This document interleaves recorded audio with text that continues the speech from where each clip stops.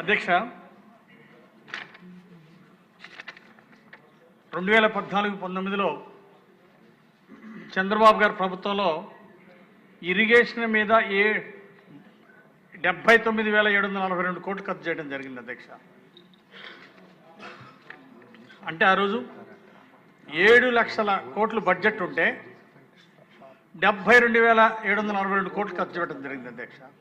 అంటే బడ్జెట్లో మేజర్ భాగం 11.4% ప్రాజెక్టుల మీద ఖర్చు పెట్టాం అధ్యక్ష. ఎందుకంటే ప్రాజెక్టులు పూర్తి చేస్తే ప్రతి ఎకరానికి నీళ్లు ఇవ్వచ్చు, రైతుల ఆర్థిక ప్రగతికి బాటలు వేయచ్చు అని చెప్పేసి రైతులకు ప్రాణాధారం జీవాధారం అని ప్రాజెక్టులు పూర్తి చేయటం అనేది ఒక ఆశయంగా పెట్టుకొని ఎన్డీఏ ప్రభుత్వం పనిచేసింది అధ్యక్ష.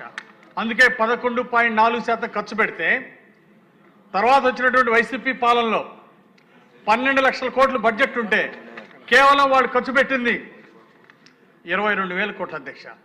అంటే బడ్జెట్లో కేవలం 1.9% అధ్యక్ష.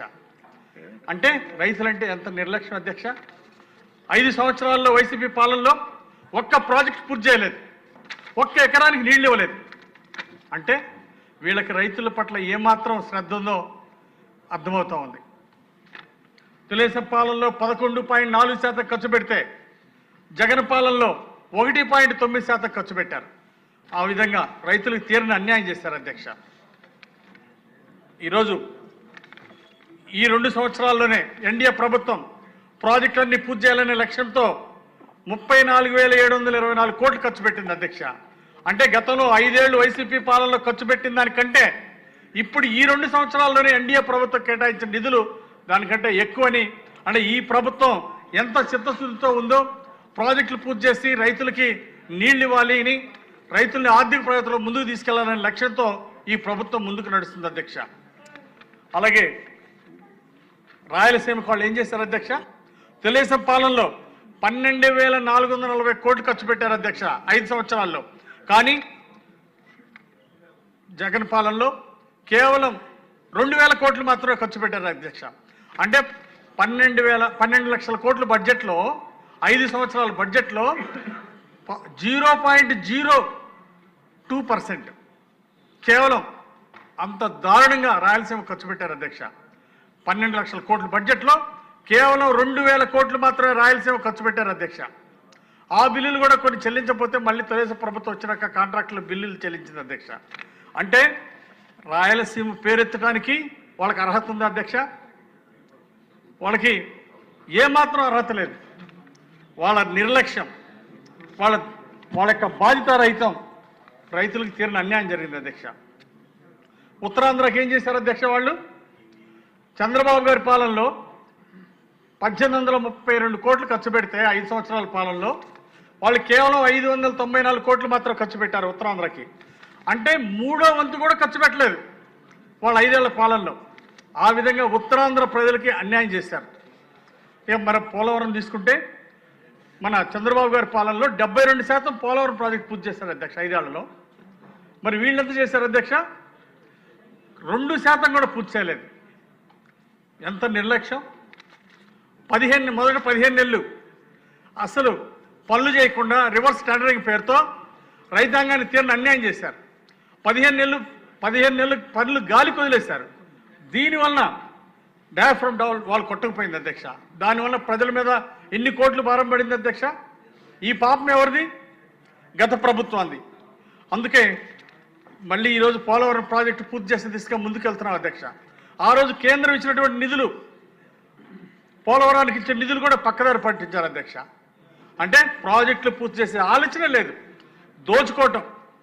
ఎక్కడ దోచుకుందామా అని చెప్పేసి లక్షల కోట్లు దోచుకోవటమే కానీ వాళ్ళు ఎప్పుడు కూడా ప్రాజెక్టు పూర్తి చేయాలి, రైతులను ఆదుకుందాం అనేటువంటి ఆలోచనలు లేకపోవడం చాలా దురదృష్టం అధ్యక్ష. వాళ్ళ సొంత జిల్లా, మాజీ ముఖ్యమంత్రి సొంత జిల్లా అన్నమయ్య ప్రాజెక్టు కొట్టుకుపోవడానికి కారణం వాళ్ళ యొక్క అసమర్థత, బాధ్యత రాహిత్యం అధ్యక్ష. కనీసం ఋషికొండ మీద వాళ్ళు విలాసాలు ఖర్చు పెట్టిన దాంట్లో 10% ఖర్చు పెట్టినా సరే 42 ప్రాణాలు కాపాడేవాళ్ళు. 42 ప్రాణాలు పోయినాయి అధ్యక్ష ఆ ప్రాజెక్టు, అన్నమయ్య ప్రాజెక్టు కొట్టుకుపోవటం వలన.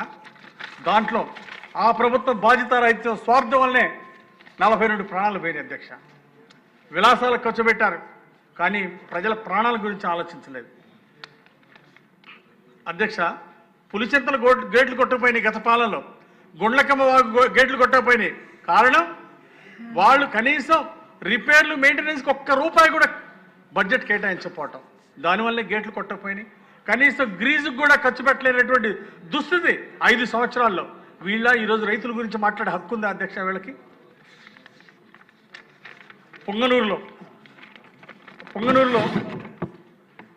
పొంగనూరులో ఆవులపల్లి రిజర్వాయర్కి గ్రీన్ ట్రిబ్యునల్ అనుమతి ఇవ్వకపోయినా వాళ్ళ పెద్దిరెడ్డికి 500 కోట్లు దోచిపెట్టారు అధ్యక్ష. ఈ విధంగా వాళ్ళకున్న అధికారాన్ని దోపిడీకే ఇచ్చారు తప్ప వాళ్ళ స్వార్థ ప్రయోజనాలకే కేటాయించడం జరిగింది అధ్యక్ష. ఈరోజు మా ప్రభుత్వం ఈ 2 సంవత్సరాల్లోనే 34,700 కోట్లు.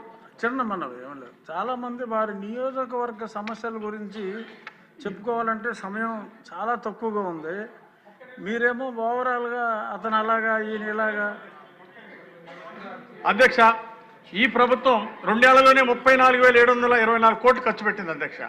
అంటే రాయలసీమ ప్రాజెక్టులు పూర్తి చేయాలని, అలాగే పోలవరం ప్రాజెక్టు పూర్తి చేయాలి, ఉత్తరాంధ్ర ప్రాజెక్టు పూర్తి చేయాలి, ఈ 5 ఏళ్లలోనే లక్ష్యంగా ఈరోజు ఈ ప్రభుత్వం ముందుకెళ్తుంది అధ్యక్ష.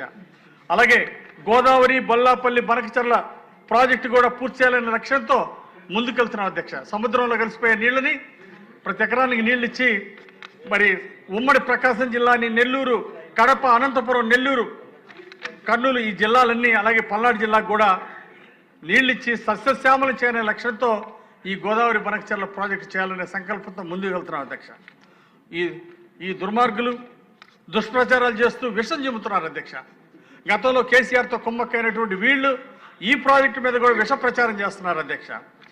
దయచేసి రాజకీయాలు చేయొద్దని చెప్పేసి నేను ప్రతిపక్ష ఎమ్మెల్యేలకు విజ్ఞప్తి చేస్తున్నాను అధ్యక్ష. అలాగే గతంలో మద్యం కుంభకోణాలు ఈరోజు అసెంబ్లీలో అడుగుతామని, ప్రాజెక్టు 5 ఏళ్లలో మీరు ఒక్కడ కూడా ఎందుకు పూర్తి చేయలేమని అడుగుతామని ఈరోజు అసెంబ్లీ రాకుండా తప్పించుకున్నారు అధ్యక్ష. నాకు ఈ అవకాశం ఇచ్చినందుకు మీకు ధన్యవాదాలు తెలియజేస్తూ, ఎన్డీఏ పాలనలో తొందరలో ప్రాజెక్టు పూర్తి చేస్తామని మనం చేస్తూ సెలవు తీసుకుంటున్నాం అధ్యక్ష. గౌత్ శిరీష్ గారు. ధన్యవాదాలు అధ్యక్ష.